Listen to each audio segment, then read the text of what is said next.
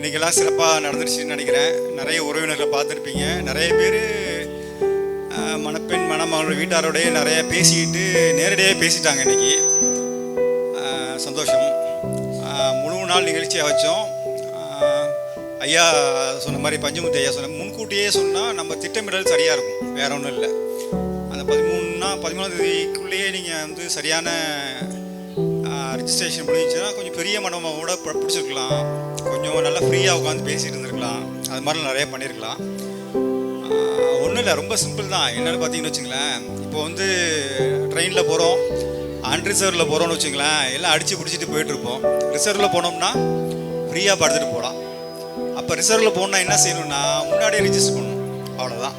அதுக்கு இதுக்கு வித்தியாசம் வந்து ஒரு 50 ரூபா 100 ரூபா இருக்கும், அவ்வளோதான். பெரிய வித்தியாசம்லாம் இல்லை. ஆனால் என்ன விஷயம்னா முன்கூட்டியே திட்டமிடணும் அப்படிங்கிறது தான் வாழ்க்கையில். இப்போ இந்த விஷயத்தில் வந்து இப்போ ஆப் பண்ணியிருக்கோம், வெப்சைட் பண்ணியிருக்கோம். நம்ம ஒரு 3 வருஷமாக இந்த சிஸ்டம் பண்ணிகிட்டு இருக்கோம். நம்ம என்ன பண்ணிகிட்டு இருக்கோமோ தரப்படுத்துதல் அப்படின்றத நம்ம கலர் சமூகத்தில் பண்ணிகிட்ருக்கோம். என்ன தரப்படுத்துதல் அப்படின்னா, ஏற்கனவே இருக்கிறது தான், சமீபத்தில் மறந்து போயிட்டாங்க, அதை திரும்பி பண்ணியிருக்கோம். அதாவது பட்டப்பேர் உள்ள கல்லர்களுக்கு மட்டுமான தனித்துவம் மிக்க அப்படின்ற ஒரு வார்த்தையை பயன்படுத்துவோம், பார்த்துருப்பீங்க. அதாவது என்னென்னா, கல்லர்களில் வந்து 6 டிவிஷன் இருக்காங்க.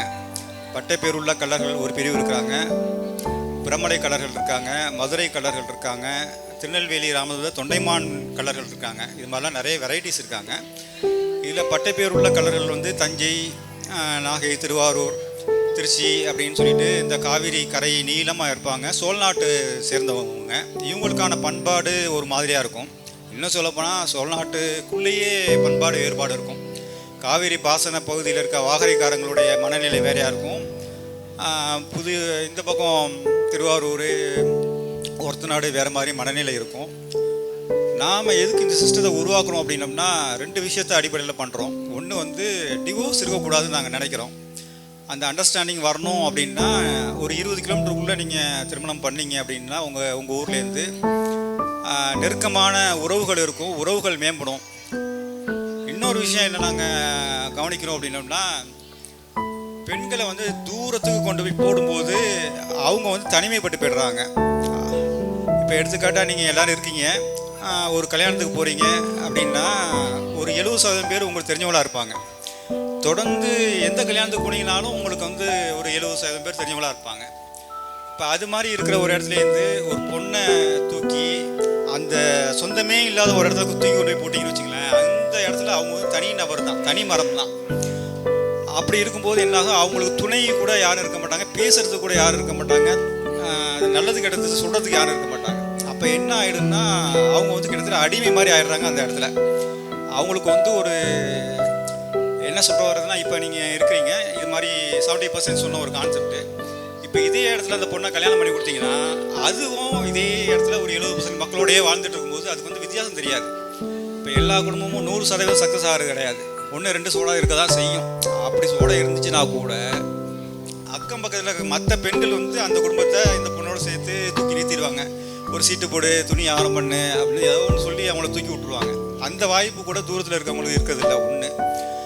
ரெண்டாவது, தூரத்தில் பண்ணும்போது பார்த்தீங்கன்னா, இப்போ இங்கேருந்து கொண்டு போய் சிவகங்கையில் போய் பண்ணுறாங்க. அப்படிங்கும்போது என்ன நடக்குதுன்னா, அங்கே எல்லாம் நம்ம கலர் தான், மாறுபாடு இல்லை. ஆனால் என்ன நடக்குதுன்னா, அங்கே முறை செய்கிறதையே அவங்கள விடுறதில்லை. அந்த பொண்ணுங்களை வந்து அந்த ஊரில் முறை செய்கிறதுக்கோ, பொது இடங்களில் குலதெய்வத்தில் முறை செய்கிறதுக்கோ விட மாட்டேங்கிறாங்க. எல்லாம் பேசும்போது எல்லாம் நல்லா தான் இருக்குது. அங்கே இது மாதிரிலாம் நடக்குது. கல்யாணம் ஆனதுக்கப்புறம் என்ன செய்வீங்க நீங்கள்? அவ்வளோதான், முடிஞ்சு போச்சு. இன்னொரு விஷயம், அவங்களே என்னென்னா நிறைய நாடு வித்தியாசங்கள்லாம் இருக்குது. அவங்களுக்குள்ள ஒரு நாடுக்கு இன்னொரு நாட்டுக்கு பழக்க வழக்கம் இருக்குது. எப்படி நமக்கு நாடு வித்தியாசம் இருக்கோ அது மாதிரி எல்லாம் அவங்க மனநிலையே வேறையாக இருக்கும். இப்போ நம்ம பட்டப்பேருள்ள கலர்களே திருச்சிக்காரங்களுக்கு மனநிலை வேறையாக இருக்குது. தஞ்சாவூர்காரங்க ரொம்ப எதிர்பார்ப்போடு இருக்காங்க.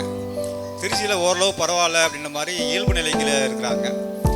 இப்போ திருவாரூர்லாம் நான் அப்படின்ற இது அது தெரியும் உங்களுக்கு, அதிமுகலாம் பார்த்துருப்பீங்க, அந்த மனநிலையோடு இருப்பாங்க. அது மாதிரி இதே ஒருத்தநாடு பக்கம் போனீங்க அப்படின்னா சண்டை சிஸ்டரும் இருந்தால் கூட ஒரு புது இடத்துல வரும்போது அனுசரித்து போயிடுவாங்க. இது மாதிரி ஒவ்வொரு இடத்துலையும் ஒரு குணம் இருக்கும், அது குடும்பத்துலேயும் பிரதிபலிக்கும். அதை வந்து நல்லா வச்சுக்கோங்க. அதுக்கு ஏற்ற மாதிரி நீங்கள் பார்த்துக்குங்க. இப்போ நம்ம கண்ணாந்தங்குடியில் என்ன சிவராமலிங்கம் ஒரு கதை சொன்னார். அவங்க ஊரில் மலையப்பண்ண ஒரு ஐஏஎஸ் இருந்தார். அவர் தான் முதல் ஐஏஎஸ். அவருக்கு நம்ம சமூகத்திலே கிட்டத்தட்ட முதல் அப்படின்னு சொல்லலாம். அவரை பார்த்தீங்கன்னா அவருக்கு கல்யாணம் பண்ணும்போது முதல் ஐஏஎஸ் ஆகிட்டாருன்னு கண்ணந்தோடியை பற்றி உங்களுக்கு தெரியும். ஊரே அவருக்காக பொண்ணு தேடிட்டு இருக்கு உலகம் முழுக்க. ஆனால் அவர்கிட்ட கேட்கும்போது இந்த கல்யாணம் பண்ணிக்கிறேன் அப்படின்னு சொன்னாராம். யாருன்னா அவங்க அத்தை பொண்ணு சாணி அள்ளிட்டு இருந்துச்சான். அப்போ முன்னாடி வந்து எம்பிபிஎஸ் படித்த டாக்டரோ ஐஏஎஸ் ஆன ஒரு பையனும் சொந்தத்தில் இருக்க அத்தை பொண்ணையோ மாமா பொண்ணையோ நார்மலாக இருக்கவங்களாம் கல்யாணம் பண்ண தயாராக இருந்தாங்க. ஆனால் இன்றைக்கி வந்து அப்படி தலைகீழ இருக்குது. அவங்கள அது ஒரு மனநிலை தான் வச்சுக்கலாம். ஆண்கள் தங்களோட மேலாக இருக்கணும் அப்படின்ற மனநிலை தான். அது தப்பு இல்லை. ஆனால் இப்போ சூழ்நிலை மாறிடுச்சு அப்படிங்கும்போது அதுக்கேற்ற மாதிரி நம்மளும் மாறிக்கணும். அதை பண்ணிக்கிட்டிங்கன்னா நல்லாயிருக்கும். இன்னும் சொந்தத்தில் திருமணம் பண்ணுறதை பற்றி அம்மா பேசியிருப்பாங்க. அது மாதிரிலாம் எதுவும் கிடையாது. ஏன்னா அவங்க வந்து அலோபதி டாக்டர்ஸை பொறுத்தளவுக்கு ஐரோப்பாவில் கண்டுபிடிக்கிற ஒரு விஷயத்தை தான் இங்கே அவங்க அப்ளை பண்ணுறாங்க. அவங்க சொந்த திறன் கிடையாது. ஐரோப்பாவை பொறுத்தளவுக்கு சித்தப்பா பெரியப்பா அத்தை மாமா கிடையாது, எல்லாருமே அங்கிள் தான். அதனால அவங்க அங்கிள் வேணாம் அப்படிங்கிறாங்க, அவ்வளோதான். அந்த தியரியை நம்ம அப்ளை பண்ண வேண்டிய அவசியம் இல்லை. நம்ம இதில் அதுவும் கிடையாது. இன்னும் சொல்லப்போனால் இந்திய அளவில் மரபியல் ஆய்வு நிறுவனங்கள் பண்ணுற தகவல் தொகுப்பு என்ன சொல்லுதுன்னா, உலகத்திலே இந்தியாவில் தான் மரபியல் கோளாறுகள் ரொம்ப குறைவுன்னு சொல்லுது. அதனால் அதை வந்து அப்படியே எடுக்க வேண்டிய அவசியம் இல்லை. அது வந்து குடும்பங்களை சிதைக்கிறதுக்கான ஒரு சிஸ்டம் தான். இன்னொன்று நீங்கள் சின்ன வயசுலேயே பண்ணிவிடுங்க. ஏன் சொல்கிறோன்னா, இந்த குமுதம் ஓனர் தெரியும் உங்களுக்கு, அண்ணாமலை செட்டியார்னு ஒருத்தர் இருந்தார். அவர் பொண்ணுக்கு 17 வயசுலேயே கல்யாணம் பண்ணி வச்சுட்டாரு. என்ன அப்படிங்கும்போது அவர் என்ன சொன்னார்னா, இந்த பொண்ணு என் பொண்ணு அந்த இடத்துக்கு போகும்போது சின்ன வயசாக இருந்துச்சு அந்த குடும்பத்தில் ஒன்றா மாறிடும். அவங்க மாமனார் மாமியாருக்கு சின்ன பிள்ளை தெரியும், ஈஸியாக எடுத்துக்குவாங்க. இதுவும் பெரியவங்களை மதித்து அந்த குடும்பத்தோட ஒன்றிணைஞ்சு போயிடும். இதுக்கு வயசாக இதுக்கு தான்ற எண்ணம் வந்துடும். தனக்குன்னு ஒரு எண்ணங்கள், நான் எப்படி தான் இருக்க மாட்டேன் அப்படின்ட்டு ஒரு அனுசரிக்கிற குணம் இல்லாமல் போயிடும். புதுசாக ஒரு குடும்பத்தோட மெர்ஜ் ஆகும்போது சண்டை சச்சரவு வரும். நிறைய குடும்பங்கள் பார்த்துருப்பீங்க, தனி கொடுத்துட்டு போவாங்க. பெரும்பாலும் அவங்களாம் இந்த நான் அப்படின்ற மனநிலை உயர்றதுனால தான் அது வர்றது ஒரு முக்கியமான விஷயமா இருக்குது. அதனால கொஞ்சம் சீக்கிரம் முடிச்சிடுங்க. ஏன்னா வயசு குறைஞ்சிட்ருக்கு. நம்ம மருத்துவம் வந்ததுக்கப்புறம் வயசு நீளுதுன்னு சொல்கிறாங்க. அது நீள்றது யாருக்குன்னா பணக்காரங்களுக்கு மட்டும் தான் நீளுது. சராசரியாக 85 இருந்த நம்ம ஆயுள் வந்து இப்போ 65 ஆகிடுச்சு அலோபதி மருத்துவத்தினால. 40 வயசுலேயே சுகர்லாம் வர ஆரம்பிச்சிது. இப்போ பிபி வந்துருச்சு. அதனால் கொஞ்சம் சீக்கிரம் கல்யாணம் பண்ணிங்கன்னா எண்ணிக்கை அதிகமாக இருக்கும். இன்னொன்று நீங்கள் என்ன பண்ணணும்னா, நீண்ட நாள் வாழ்கிறதுக்கான சிஸ்டத்தை நீங்கள் எல்லோரும் பாருங்கள். ஏன்னா ஒரு பக்கம் பிறப்பையும் அதிகரிக்கணும்னா அதை மட்டுமே பார்க்கக்கூடாது. பழைய மாதிரி ஒரு 85 வயசு எல்லோரும் வாழ்கிற மாதிரி உங்கள் ஆரோக்கியத்தை நீட்டிக்கணும். நாங்கள் வந்து அவர் வரல இன்றைக்கி, செந்தில் உமேர்சி சோனாடு கொண்டாடுன்னு கல்யாண மலையில் பேசுவார். அவர் தான் கூப்பிட்டுருந்தோம் அதை பேசுகிறதுக்காக. அவர் இன்றைக்கி வரலை. அவர் வந்து அவங்களுடைய அமைப்புகள் மூலமாக ஆய்வு பண்ணும்போது 85 வயசை தாண்டினவங்க எப்படி இருக்கிறாங்க அப்படின்னு பார்க்கும்போது, எப்படி அந்த வயசு வரைக்கும் அவங்க ஆரோக்கியமாக இருக்குன்னு பார்க்குறாங்க. ஆய்வு பண்ணும்போது 400 பேர்ட்டு ஆய்வு பண்ணும்போது சில விஷயங்கள் சொல்கிறாங்க. ஒன்று என்னென்னா, அவங்க நல்லவன் கெட்டவன், தண்ணி அடிக்கிறான் இல்லை, ஒழுங்காக இருக்கான் இல்லை, அதெல்லாம் தாண்டி அவங்களுக்கு 2 பழக்கம் இருக்குது. ஒன்று வந்து காலையில் 5 மணிக்கு எழுந்திரிக்கிறாங்க, 2 வந்து பச்சை தண்ணியில் குடிக்கிறாங்க. இந்த 2 பழக்கம் இருக்கிறவங்க வந்து 85 வயசு வரைக்கும் இருக்கிறாங்க அப்படிங்கிறாங்க அவங்களோட ஆய்வறிக்கை. இன்னொன்று, எலக்ட்ரிசிட்டி வந்ததுக்கப்புறம் நம்ம லேட்டாக சாப்பிட்றோம். அதை மாற்றிட்டு ஒரு 7 மணிக்குள்ளே சாப்பிட்ற மாதிரி பார்த்துக்குங்க. 5 மணிக்கெல்லாம் சொன்னீங்கன்னா யாருமே வரமாட்டாங்க. 7 மணி 6, அதாவது என்ன சொல்லுவாங்கன்னா, விளக்கு வச்சு சாப்பிடக்கூடாதுமாங்க அந்த காலத்தில். அந்த சிஸ்டத்தை ஃபாலோ பண்ணிங்கனாலே உடம்புல வந்து நோய் இருக்காது. இன்றைக்கி இருக்க 95% நோய் வரக்கூடாது அப்படின்னா சாயந்தரம் ஒரு 6 மணி சாப்பிடணும், 9 மணி படுத்துடணும், காலைல 5 மணிக்கு எழுந்திரிக்கணும். இந்த சைக்கிளை ஒழுங்கு பண்ணிட்டீங்கனாலே உடம்பு தானே சரி பண்ணிக்கணும். நீங்கள் எதுவும் செய்ய வேண்டியதில்லை. இது ஒரு முக்கியமான விஷயமா சொல்ல வேண்டியிருந்துச்சு. ஏன்னா நம்ம சமூகத்தில் வந்து ரொம்ப இஷ்டப்படி இருப்போம். நம்ம யார் சொல்லையும் கேட்க மாட்டோம், கண்டபடி வாழ்வோம். யார் சொல்லையும் கேட்க மாட்டோம், சாப்பாடு ஒழுங்காக சாப்பிட மாட்டோம், தூங்குறது கண்டபடி தூங்குவோம். ஆண் பெண் எல்லாருமே எல்லாம் ஒரே கொழுப்பு தானே, அப்படி தான் இருக்கும். அதெல்லாம் இருந்தால் கூட சில விஷயங்கள் நம்ம சரி பண்ணிக்கிட்டோம்னா, நீண்ட நாள் இருந்தோம்னா அடுத்த வர்ற பிள்ளைங்களை வந்து சரியாக செட்டில் பண்ண முடியும். நாங்கள் வந்து இந்த பணக்கார குடும்பங்கள்லாம் இருக்குது, நம்ம சமூகத்தில் இருக்குது, எல்லா சமூகத்துலையும் இருக்குது. அவங்களும் எப்படி பணக்கார குடும்பங்களாக இருக்காங்க அப்படின்னு பார்க்கும்போது அவங்க 2-3 விஷயத்த பண்ணுறாங்க. ஒன்று வந்து அவங்க வந்து லவ் மேரேஜ் பண்ணுறதில்ல, பார்த்து தான் முடிக்கிறாங்க. அப்போ என்ன ஆகும்னா, அந்த பிள்ளைங்களுக்கு வந்து சலனங்கள் இருக்கிறது இல்லை. கல்யாணம் வரைக்கும் அமைதி, அவங்களோட வளர்ச்சியை மட்டுமே கவனிக்கிறாங்க. கல்யாணத்துக்கு அப்புறமும் குடும்பத்தோட வளர்ச்சியை மட்டுமே கவனிக்கிறாங்க, வேறு சலனங்கள் இருக்கிறது இல்லை. அதனால உடல் ஆரோக்கியம் கெட்டுறதில்லை, பொருளாதாரம் கெட்டுறதில்லை, நிம்மதியாகவும் இருக்கிறாங்க. முதல் விஷயம். ரெண்டாவது என்ன செய்கிறாங்கன்னா, அவங்க எல்லாருமே 85-90 வயசு வரைக்கும் வாழ்கிறாங்க. அப்போ நிறையா 2-3 தலைமுறையை பார்க்கும்போது பின்னாடி வர தலைமுறைகளை அப்படியே போற்றி போற்றி கொண்டு வந்து வைக்கும்போது அடுத்த தலைமுறை பணக்காரங்களாகவே இருக்கிறாங்க. அது எல்லாமே சொல்லிக் கொடுக்குற அளவுக்கு இவங்க இருக்கிறாங்க. ஒரு ஜென் கதை சொல்லுவாங்க. ஒரு மன்னர் வந்து ஒரு துறவியை, ஜென் துறவியை கூப்பிட்டு ஒரு நல்ல வார்த்தை நாள் சொல்லியா அப்படிம்பாங்க. உடனே சொல்ல, உங்கள் தாத்தா செத்து போயிட்டாரு, உங்கள் அப்பா செத்து போயிட்டாரு, நீ செத்து போயிட்ட, அப்போ உன் பையன் செத்து போயிட்டான், உன் பேரை செத்து போயிட்டான் அப்படின்னா. நல்ல வார்த்தையாக சொன்னால் எல்லாம் செத்து போகிறேன்னு சொல்கிறியா அப்படின்னா, இந்த வருஷப்படி இருந்தால் தான் ஒரு குடும்பம் நல்லாயிருக்கும். இப்போ நம்ம பார்த்துருக்கோம்ல, நம்ம இதில் நிறைய கல்யாணம் ஆகாமல் இருக்குது, நிறைய கேஸ் கல்யாணம் ஆகாமல் இருக்குது. நாங்கள் வந்து அந்த டாக்குமெண்ட் எல்லாரையும் ஒரு இடத்துல குவிக்கிறோம். நம்மளோட வேலை வந்து எல்லா தகவலும் ஒரு இடத்துல குவிக்கிறது தான். அப்போ குவிக்கும் போது நம்ம சமூகத்தோட ஓட்டங்கள் எப்படின்னு நம்ம பார்க்குறோம். அப்படி பார்க்கும்போது என்ன தெரியுதுன்னா, கல்யாணம் ஆகாமல் இருக்கவங்க அப்படின்னு பார்த்தீங்கன்னா, ஒன்று அப்பா இல்லாதவங்களாக இருக்காங்க, இல்லை அம்மா இல்லாதவங்க, பெற்றோர் இல்லாதவங்களாக இருக்காங்க அப்படிங்கிறது ஒன்று. ரெண்டாவது, அவங்க ஊரோட தொடர்பு இல்லாமல் இருக்காங்க. இந்த 2 விஷயம்தான் முக்கியமாக இருக்குது. இந்த 2 விஷயத்த பண்ணுங்கள். ஊரில் உங்களுக்கு நிலம் இருந்துச்சுன்னா, இந்த கண்டெய்னர் ஹவுஸ் மாதிரி இருக்குது, அது மாதிரி ஒரு 2 லட்ச ரூபா தூக்கி ஒரு ஹவுஸையாவது போடுங்க. 2 லட்ச ரூபாயில் போட்டுட்டு அதில் போய் இருந்துட்டு ஊர் திருவிழா கலந்துட்டு வாங்க. அது ஒன்று எல்லாருமே பண்ணுங்கள். அந்த நம்ம எங்கே இருக்கார், ரவிக்குமார் அவத்தியார் இருக்காரா, அவர்கிட்ட சொன்னதுக்கப்புறம் அவர் தஞ்சாவூரில் வீடு கட்டுறாரு, அவர் ஊர்லேயும் மனையை சரி பண்ணிட்டார் அவர்.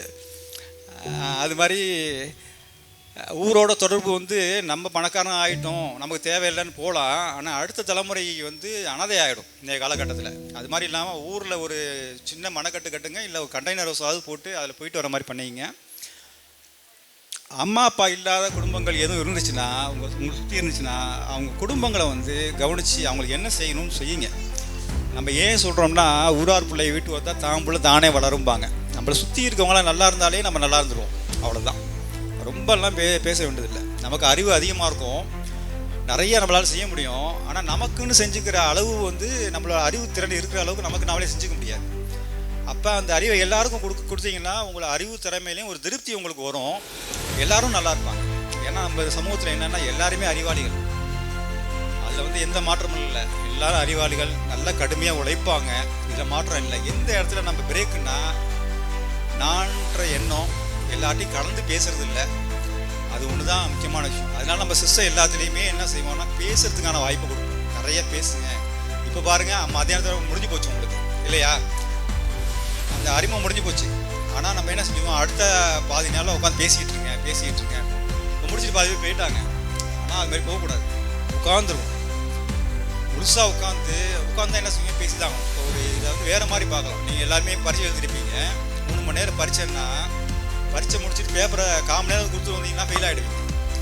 அதே உங்களுக்கு ஃபெயிலாக ஆகக்கூடிய ஆளாகவே இருந்தால் கூட 3 மணி நேரம் உட்காந்துட்டே இருந்தீங்கன்னா திடீர்னு ஒரு யோசனை திருப்பி எழுதுவீங்க, திடீர்னு எழுதி பார்த்தா பாஸ் ஆகிட்டு வந்துடுவீங்க. அந்த நேரத்தை வந்து முழுசாக அதுக்கு ஒப்படைக்கணும், அப்போ மட்டும்தான் ஜெயிக்க முடியும். அந்த நேரத்தை நம்ம கொடுத்தோம்னா ஜெயிச்சிடலாம். இப்போ நம்ம இதில் நிறைய கல்யாணம் ஆகாத ஆண் பெண்களுடைய ஜாதகத்தில் எடுத்து பார்க்கும்போது இது ஒரு சொன்னமாக இன்னொரு விஷயம் என்னென்னா, அவங்களுக்கு வந்து ப்ராப்பராக ஒரே ஒருத்தர் கூட முழுமையாக ஈடுபாட்டு செய்கிறதில்லை. பார்த்தீங்கன்னா அதே பேசிகிட்டு இருக்காங்க, அதே செஞ்சுட்டு இருக்காங்க. சுற்றிட்டு இருக்கவங்களும் அவங்களே பேசிட்டு தான் அவங்கள முடிச்சிடுறாங்க. எப்படி முடியுதுன்னா, அவங்க வந்து டெடிக்கேட்டாக ஒருத்தர் வந்து முழுசாக பேசுகிறாங்க அவங்களுக்காக. அது மாதிரி அக்கா தங்கச்சியோ அம்மா அப்பாவோ யாராக இருந்தாலும் என்ன செய்கிறது, என்ன செய்ய முடியும், இந்த வார்த்தையை தயவு செய்து பேசாமல் எப்படி செய்யலான்னு எல்லாத்தையும் பேசுங்க. சுற்றி நிறையா சொல்லுவாங்க. அதே மாதிரி இன்னொரு விஷயம் என்னென்னா, இன்றைக்கி வந்து நாங்கள் வந்து அமைப்பு ஆரம்பித்து கிட்டத்தட்ட 4 வருஷம் ஆச்சு. ஆனால் நாங்கள் வந்து நேரடி சந்திப்பை நடத்தலை. ஏன் நடத்தலைன்னா, நாங்கள் வந்து எங்கள் சிஸ்டம் என்னன்னா, ஒரு அம்மா அப்பா மட்டும் இல்லை, பையனோ பொண்ணோ வந்தால், இன்றைக்கி பையனோ பொண்ணோ வந்தால் கிட்டத்தட்ட 90% முடிஞ்சிருக்கும். இங்கேயே வெளிப்படையான உண்மை இதுதான். ஏன் அப்படின்னா, நாம் வந்து பின்னாடி வந்து கல்யாணம் காட்சி கர்மாதி எல்லாத்துக்கும் போவோம். அங்கே பிள்ளைக்குடியாக அழைச்சிட்டு போவோம். அப்போ சொந்த பந்தம் எல்லாத்துக்கும் நம்மளை பற்றி எல்லாருக்கும் தெரியும், இந்த வீட்டில் இந்த பிள்ளை இருக்குது அப்படின்ட்டு. இப்போ அந்த வாய்ப்பு இல்லை. ஏன் வாய்ப்பு இல்லைன்னா, நம்ம வந்து கல்யாண காட்சிக்கு முன்னாடி சொந்தம் மட்டும்தான் வருவாங்க, அதனால சொந்தத்தை அழைச்சிட்டு போனோம். இப்போ எல்லாரையும் கூப்பிட்றோம், அதனால சொந்த பிள்ளைங்களாம் அழைச்சிட்டு போகிறது, என்ன நடக்குமோ ஏதுமோ அப்படின்னு அழைச்சிட்டு போகிறது இல்லை. அப்போ எந்த இடத்துல சரி பண்ணணும்னா, கல்யாண காட்சி நடத்தும்போது சொந்தக்காரங்களுக்கு மட்டும் பத்திரிகை கொடுங்க. கிராமங்களில் நடத்துறது வேறு, நகரங்களுக்கு வந்ததுக்கப்புறம் வாழ்கிற வாழ்க்கை வேறு. நகரத்தில் இருக்க மக்கள் எல்லாமே எப்படி வாழ்கிறாங்கன்னா, அவங்களுடைய திருமணம் விசேஷ நிகழ்ச்சிகளுக்கு அவங்க சொந்தத்தை தவிர வேறு யாருக்கும் பத்திரிகை கொடுக்க மாட்டாங்க. நல்லா பாரம்பரியமாக நகரத்தில் வாழ்றவங்க பாருங்கள் இதெல்லாம் செய்வாங்க. குடும்பம் வேற, இது வேற, அப்படி வச்சுட்டு இருக்கிறதுனால தான் அவங்க காலங்காலமாக இருப்பாங்க. நம்ம திடீர்னு கிராமங்களே நகரத்து வந்ததுக்கப்புறம் கண்ணாபனான்னு போகிறதுனால தான் இந்த குடும்பங்கள் காணாமல். அப்போ நீங்கள் வந்து அந்த இடத்துல கல்யாணம் காட்சி எல்லாத்தையும் பண்ணுறதுல நம்ம சொந்தக்காரங்கள் குழந்தைகளை மட்டும் பத்திரிகை கொடுத்தீங்கனாலே ஆட்டோமேட்டிக்காக பிள்ளை குட்டியெல்லாம் அழைச்சி வர ஆரம்பிச்சிடுவாங்க. கல்யாணம் காட்சியில் சீக்கிரம் முடிஞ்சு போயிடலாம். அது மாதிரி ஒன்று பண்ணணும். ரெண்டாவது, அம்மா அப்பா வந்து பெண்ணை அழைச்சிட்டு வருது. இங்கே பார்த்தீங்கன்னா பசங்களே அழைச்சி வந்துருக்க மாட்டாங்க. நான் என்ன கேட்குறேன், பொண்ணோ பையங்களோ முன்னாடி வந்து வீட்டை விட்டே ஒரு 50-60 வருஷத்துக்கு முன்னாடி பார்த்தீங்கன்னு வச்சுக்கலேன், வயசுக்கு வந்தால் வீட்டில் விட்டே வெளில வர மாட்டாங்க. அவங்க அந்த பொண்ணை வந்து பார்க்கணுன்னாலும் நிலவில் மட்டும்தான் பார்க்க முடியும், வெளிச்சத்துலேயே பார்க்க முடியாது. பகலில் வெளியிலே வர மாட்டாங்க. அது மாதிரி ஒரு காலகட்டம் இருந்துச்சு ஒரு 60 வருஷத்துக்கு முன்னாடி. இன்றைக்கி படிக்க வெளில போயாச்சு, வேலை பார்க்க வெளில போயாச்சு, எல்லாரோடையும் பழகுறோம். அதெல்லாம் பண்ண வந்து பசங்களையும் அனுப்பிட்டோம், பொண்ணுங்களையும் அனுப்பிட்டோம். ஆனால் நம்மளுடைய கம்யூனிட்டி சிஸ்டத்துக்குள்ளே வரும்போது மட்டும் ஏன் அதை மறைக்கிறோம்? அப்படி என்ன இருக்குது? பொண்ணு பார்க்க வந்துட்டோம்.